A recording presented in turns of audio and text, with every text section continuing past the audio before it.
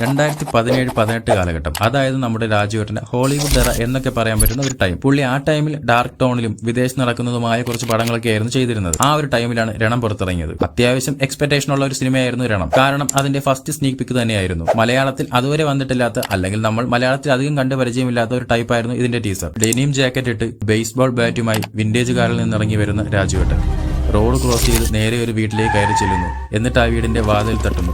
രാജുവേട്ടനെ കണ്ടതും വാതിൽ തുറന്നയാൾ വാതിൽ വീണ്ടും അടയ്ക്കുന്നു. രാജുവേട്ടൻ ആ വാതിൽ ചവിട്ടിപ്പൊളിക്കുന്നു. അവിടെ പടത്തിന്റെ ടൈറ്റിൽ രണം.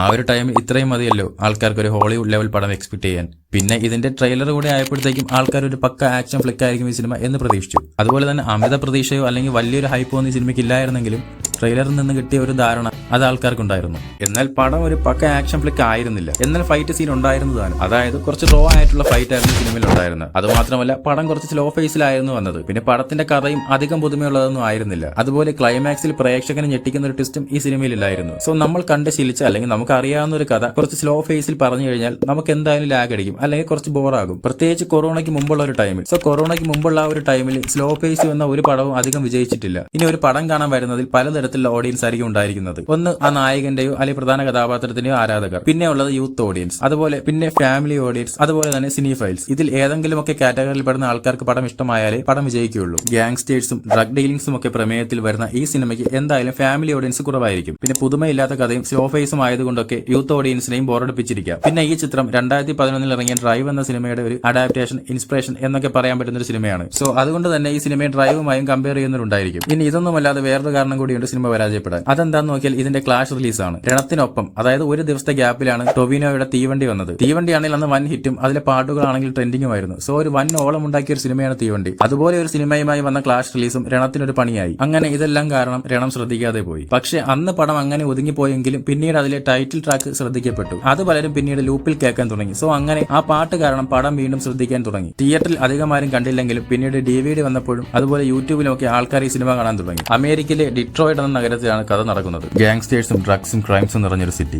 ലോകത്തിന്റെ പലയിടങ്ങളിൽ നിന്ന് കുടിയേറി പാർത്തർ അവിടെ ഉണ്ടായിരുന്നു. ശ്രീലങ്കൻ തമിഴരും മലയാളികളടക്കം അവിടെ ഉണ്ടായിരുന്നു. ഈ ക്രൈംസിന്റെയും ഗാങ്സ്റ്റേഴ്സിന്റെയും ഇടയിൽ നിന്ന് രക്ഷപ്പെടാൻ ശ്രമിക്കുന്ന നായകന്റെ കുടുംബത്തിന്റെയും കഥയാണ് ഈ സിനിമ പറയുന്നത്. ഈ കഥ പുതിയതല്ലെങ്കിലും പക്ഷേ കഥ പറഞ്ഞ രീതിയും കഥാപശ്ചാത്തലവും മലയാള സിനിമയിൽ പുതിയതായിരുന്നു. ഇതുകൊണ്ട് തന്നെയായിരിക്കാം ഈ സിനിമ ഇന്ന് എല്ലാവരും ഇഷ്ടപ്പെടുന്നത്. അതുപോലെ തന്നെ ഇന്ന് വരുന്ന പല പടങ്ങളെക്കാളും റിപ്പീറ്റ് വാല്യൂം ഈ സിനിമയ്ക്ക് ഉണ്ടായിരുന്നു. ഒരിക്കൽ കണ്ട പ്രേക്ഷകനെ വീണ്ടും കാണാൻ പ്രേരിപ്പിക്കുന്ന എന്തോ ഒന്ന് ഈ സിനിമയിലുണ്ട്. അതൊരു പക്ഷേ ഡിട്രോയിഡ് എന്ന നഗരമാകാം, അല്ലെങ്കിൽ അവിടുത്തെ ആ ജനങ്ങളുടെ ജീവിതമായിരിക്കാം. പണ്ട് ഈ സിനിമ ഇറങ്ങിയ ടൈമിൽ ഒരു സോഷ്യൽ മീഡിയ പോസ്റ്റിന്റെ കമന്റ് ബോക്സിൽ കണ്ട ഒരു കമന്റ് ഉണ്ടായിരുന്നു. It's not everyone cup of tea. So നിങ്ങളുടെ അഭിപ്രായം എന്താണ്? നിങ്ങൾക്ക് ഈ സിനിമ ഇഷ്ടമാണോ? താഴെ കമന്റ് ചെയ്യൂ. ഈ സിനിമ ഒരു റീ റിലീസ് അർഹിക്കുന്നുണ്ടോ? ഇതുപോലുള്ള വീഡിയോസിനായി ഈ ചാനൽ സബ്സ്ക്രൈബ് ചെയ്യൂ. അടുത്തത് എന്ത് വീഡിയോ വേണമെന്നുള്ള കാര്യവും താഴെ കമന്റ് ചെയ്യൂ.